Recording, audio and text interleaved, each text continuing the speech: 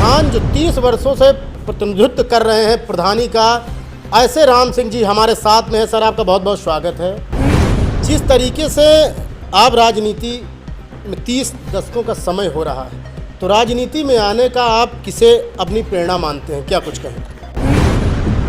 जिस जनता ने हमें 30 साल प्रधानी करने के लिए समय दिया है, वो जनता हमसे ज़्यादा महान है। और रही बात प्रधानी की, तो हमारी मदर, हमारी पत्नी और हम लगातार लगभग 30 वर्षों से 6 बार से हम लोग प्रधान हैं। और हमारी पत्नी जिला पंचायत सदस्य भी रही हैं और हम क्षेत्र पंचायत सदस्य भी रहे हैं। तब से हम इस पंचायत का लगातार छोटा से बड़ा सारे विकास के कार्य हम लोग कर रहे हैं। और जो छोटे मोटे काम हैं उनकी हम प्राथमिकता ज़्यादा देते हैं।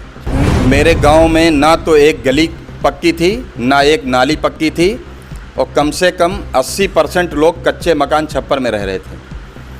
तब से आज तक का बहुत बड़ा बदलाव हुआ है।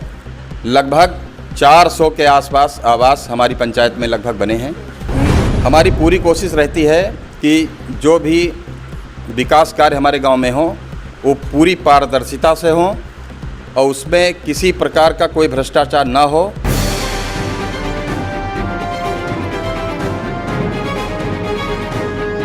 नमस्कार दोस्तों, आप सभी का स्वागत। हमारे साथ हम आपके साथ अर्जुन तिवारी। आज हम गोसाईगंज ब्लॉक खंड की ग्राम पंचायत है पहाड़ नगर टिकरिया, उसके प्रधान जो 30 वर्षों से प्रतिनिधित्व कर रहे हैं प्रधानी का, ऐसे राम सिंह जी हमारे साथ में है। सर, आपका बहुत बहुत स्वागत है। जिस तरीके से आप राजनीति में 30 दशकों का समय हो रहा है, तो राजनीति में आने का आप किसे अपनी प्रेरणा मानते हैं, क्या कुछ कहें? रही बात प्रधानी में आने की, तो हमारे एक बाबा लगते थे पहाड़ नगर के, श्री माता प्रसाद त्रिपाठी जी। उन्हीं ने हमको प्रेरणा दिया कि आपको प्रधानी लड़नी चाहिए। आपके पिताजी, आपके बाबा बहुत सीधे रहे हैं, आपको जनता यहाँ की प्रधान बनाएगी। तो उन्हीं की प्रेरणा से हम प्रधान हैं। आज हम उनको ही अपना आदर्श मानते हैं।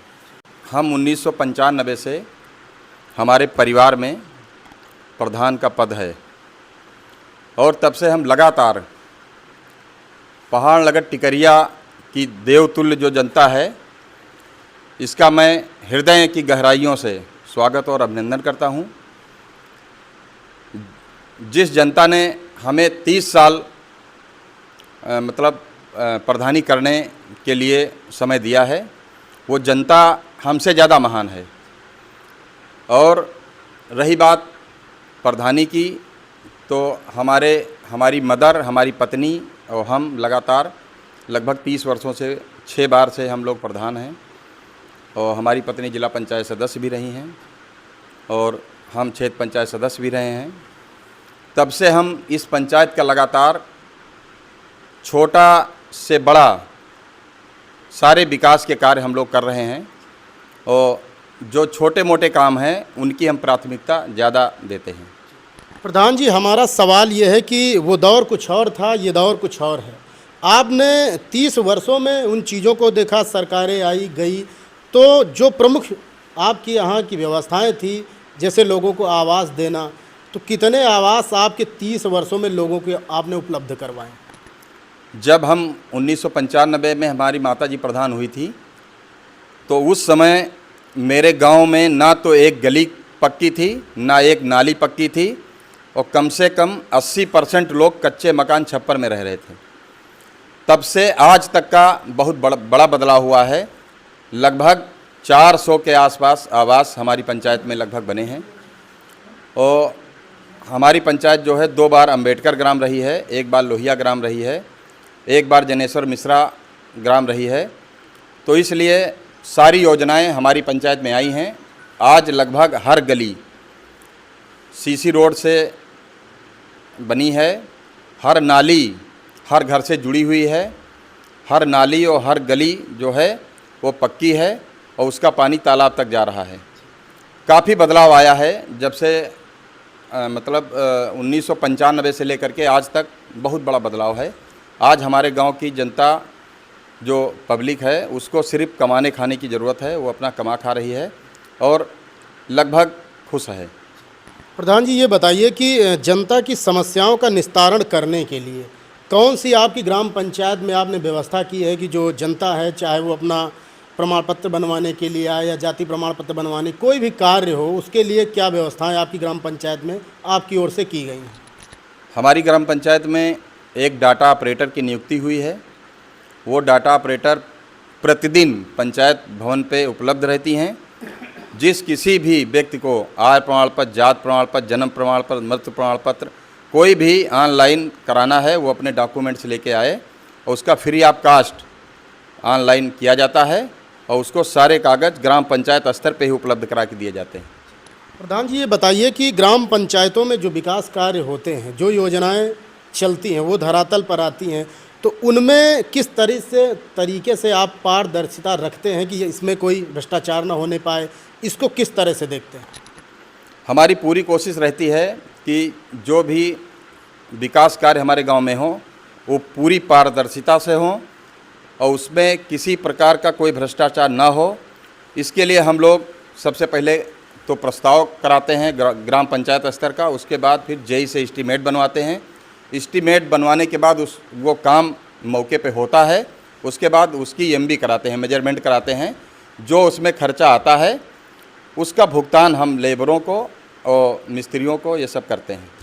प्रधान जी जिस तरीके से सरकार की जो योजना है जल जीवन मिशन, उसके तहत हर ग्राम पंचायतों में टंकियां बनवाई गई, पानी सप्लाई पहुंचाई जा रही, तो आपकी ग्राम पंचायत में किस तरीके से कार्य उसका चला और अभी कितना काम उसमें कुछ बाकी है, क्या कहें? जल जीवन मिशन के तहत हमारे गांव में टंकी बन के तैयार है।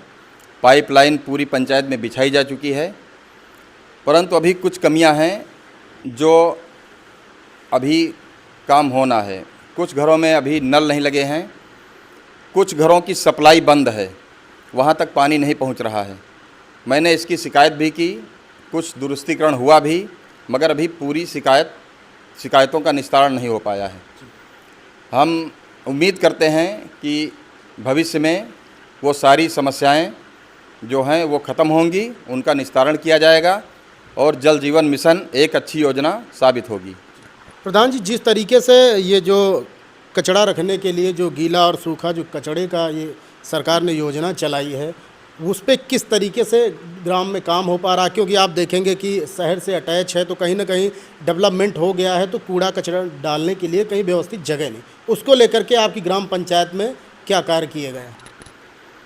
हमारी ग्राम पंचायत में कूड़ा निस्तारण है तो आरआरसी सेंटर का निर्माण कराया गया है और एक ई रिक्शा जो है वो गांव पंचायत में सुबह 7 बजे से लगा करके 10-11 बजे तक वो भ्रमण करता है। सारा गीला और सूखा कचरा अलग अलग इकट्ठा करता है और उसको आरआरसी सेंटर पे ले जा करके वहाँ उसकी छटाई होती है। जो जिस लायक कचरा है उसको अलग रख करके उसका निस्तारण किया जाता है। प्रधान जी ये बताइए कि जनता से जुड़ाव और जनता से संवाद किस तरीके से लगाकर बनाकर रखा है? क्योंकि 30 वर्षों का जो संघर्ष, जो समय आपने दिया है, क्या कुछ कहना चाहेंगे उस जनता के लिए? हमारे गांव की जनता बहुत महान है, लगभग शिक्षित है, पढ़ी लिखी है। वो अपने निर्णय किसी के कहने से नहीं स्वयं लेती है। तो इसीलिए वो जनता जो है वो आज हमें लगातार प्रधान बना रही है, किसी प्रकार के बहकावे में नहीं आती है और वो अपने मन से सारे निर्णय लेती है, चाहे जो भी हो। उसको चाहे जितना लोग समझाएं। हमारे यहाँ 6 बार में लगभग 4 बार एससी सीट हुई है, 2 बार सामान्य सीट हुई है और जनता कभी विचलित नहीं हुई है। लगातार वो समझती है कि हमारे विकास कार्य हो रहे हैं, हमारा सारा काम हो रहा है, तो वो हमें लगातार प्रधान चुनती चली आ रही है। हम जनता को बहुत बधाई देते हैं कि वो जनता हमारे, हम उसके मतलब ऋणी हैं, जनता के समझ लीजिए ऋणी हैं एक तरह से, कि जनता हमारे लिए मतलब भगवान है। प्रधान जी ये बताइए कि जिस तरह से अभी तक आप सेवाएं दे रहे थे, तो क्या अभी 27 का रण बाकी है, 27 में चुनाव होना है और जो पार्टियां हैं वो भी चाहती हैं कि आप प्रतिनिधित्व करें, तो क्या कुछ कहना चाहेंगे? जिले या प्रदेश स्तर पर जाना चाहेंगे? उम्मीदें तो हैं, इच्छा भी है कि हम एक बार कोई बड़ा चुनाव लड़ें, मगर चूँकि अब चुनाव बाहुबल धनबल का हो गया है, तो इसलिए वहाँ पे हम अपने को पीछे पाते हैं। और रही बात जनता में मतलब वोट की या मतलब पहचान की, तो हम किसी पहचान के मोहताज नहीं हैं।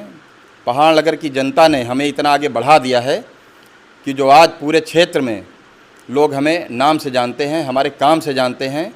और हम उम्मीद करते हैं कि भविष्य में यदि किसी पार्टी ने, किसी दल ने हमें मौका दिया तो एक बार हम विधानसभा स्तर का चुनाव लड़ना चाहते हैं। तो जैसा आपने देखा कि हमारे साथ में वो शख्सियत राम सिंह प्रधान जी हमारे साथ में थे, और जनता के हितों के लिए आप देखेंगे पाएंगे, जो लोग जानते हैं उनको ये पता है कि इनकी मोटरसाइकिल निरंतर लगातार चलती रहती है। जो गरीब आम जनमानस है उनके लिए बेहतर कार्य लगातार कर रहे हैं। अर्जुन तिवारी, न्यूज़ 30 से नमस्कार।